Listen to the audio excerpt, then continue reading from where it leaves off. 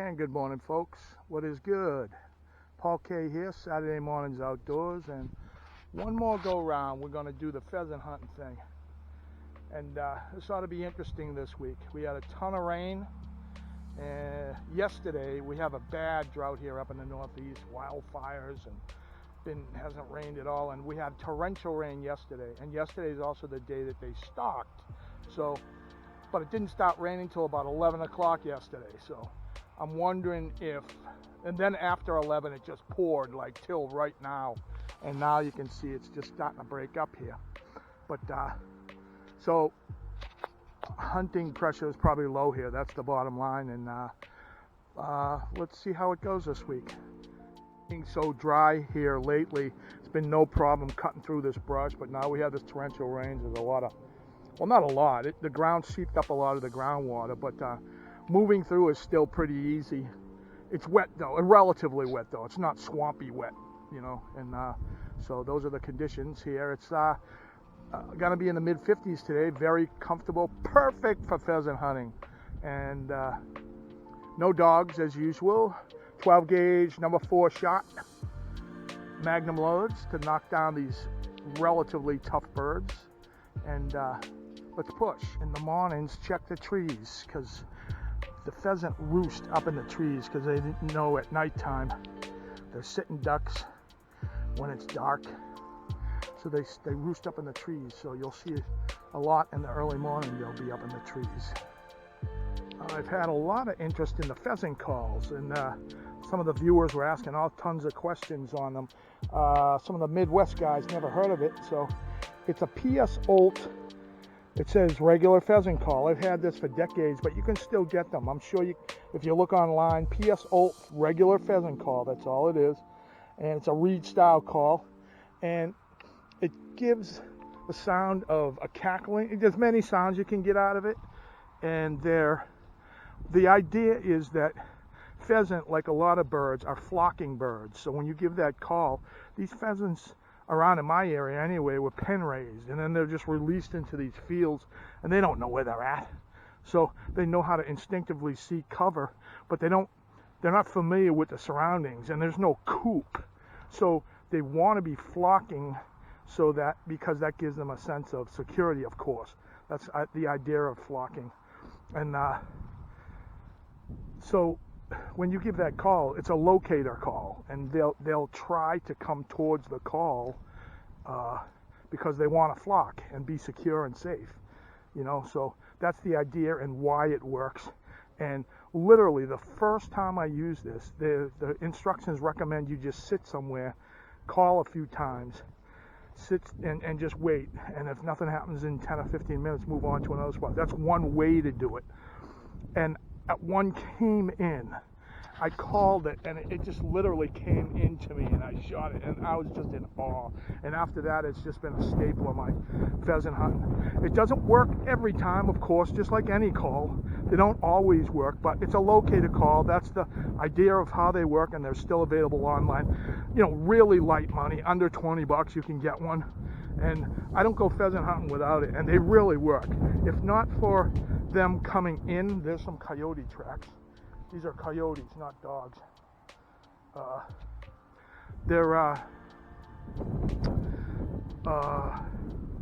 lost my train of thought. They don't come every time to the call, but I use them mostly. I don't sit a lot and just wait for them to come to me. I use them as a locator, because a lot of times they'll cackle when they hear the call, and you just head for that direction. That's all. I want to shoot them on the flush. I don't want to shoot them running in towards me, though when I'm really hungry I will. So not exactly sportsmanlike, but it is meat. But they're online and you can get them. They're out there, and they really work. And it's not rocket science. I'm just push. I'm just walking through. And the Division of Fisheries Wildlife is brilliant in picking out the areas where the cover is just perfect for pheasant. I was watching some videos on YouTube about Midwest pheasant hunters and the kind of cover that they hunt in. It's almost exactly the same as this. Expansive fields with like waist-high detritus, you know, not detritus, just growth that you can maneuver in, but it gives the pheasant cover. If a bird flushes, I'm screwed because I'm talking here while I'm pushing. But so it's just pushing. It's just pushing through here, walking through and just covering area. That's all. And very simple. No dogs. It's completely attainable. Like that song by Aerosmith, Walk This Way. Walk this way. That's all you got to do. And be ready. Oh yeah, nice flusher, perfect distance away. Here we are. The males are easy to find. Last week with the female, you couldn't even drab, but here he is. Oh yeah. This is bizarre what happened here. I shot this guy and a hawk from the tree. I'm on the edge of the road. And I flushed him. He dropped down. And a hawk from a tree right here just dropped right on him. Like, get the hell out of here. Get your own meat. That was bizarre. Yeah. Beauty. Oh, yeah. The hill.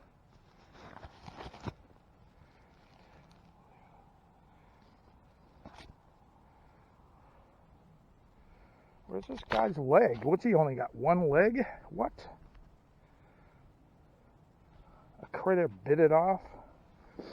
Where's his other freaking leg? That's weird. Oh, there it is. I think a piece of shot hit it and kind of broke it. That's what it is. I shot Stumpy. Beautiful bird, though. Also, I remember I was watching a replay of one of the last episodes. This area for fly tying is not called the hackle. It's called the saddle. Hackles are a feather, a part of a fly. This is called the saddle, and you skin that, and you salt it down, and you'll have some of the most beautiful fly tying material. But that is fall right there. Yeah, no dogs, pushing. Let's go. Those beautiful cloud formations. Spectacular day after the big storm that gave us water.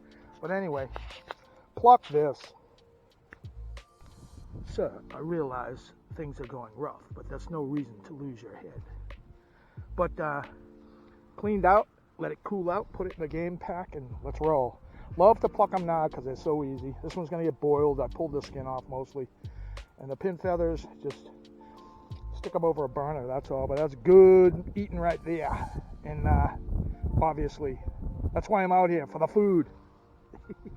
Remington number 4s give you wings. That was weird, though. I mean, that was very cool to see. But I pushed that hawk off.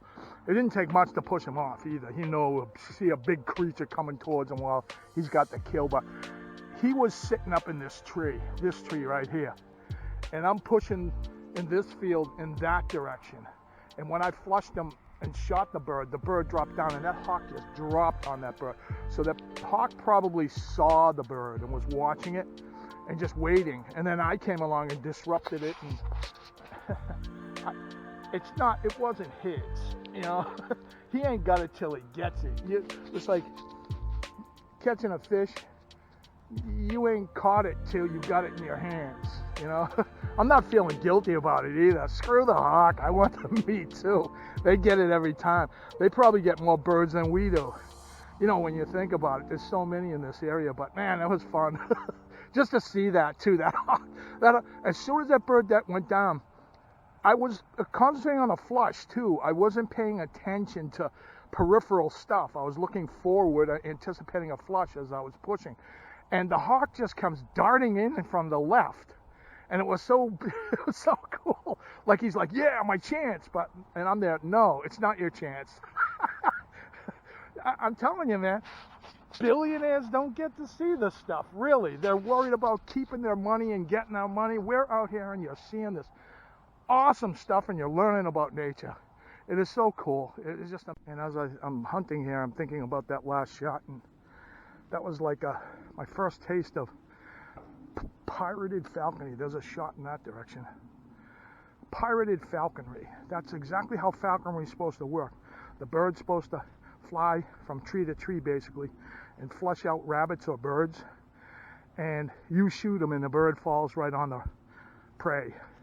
That's exactly how it worked, only that that hawk wasn't contracted by me. It was a young hawk too. It didn't look like it was too old. It wasn't very big, but it got it for sure. I saw it. It started to tear into it too as soon as it got it. It was pretty cool to see.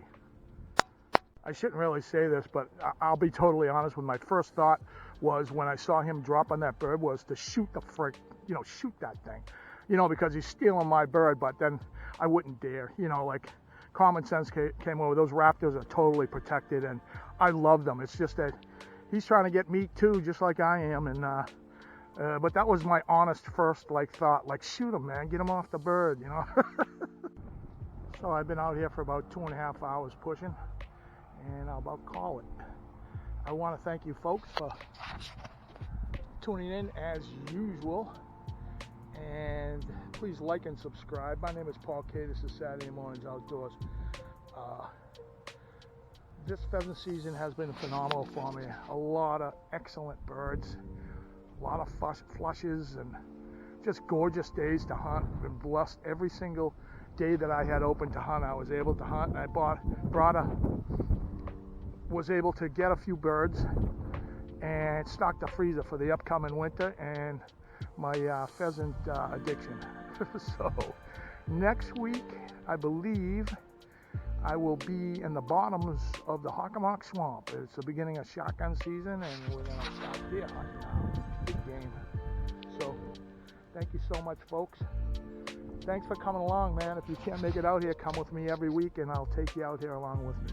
And, I really appreciate you guys tuning in, and thank you, good Father, for blessing me with such beauty, man. You guys got to get out here. Don't forget, say your prayers. Well, would you look at that? Blood on my shirt again.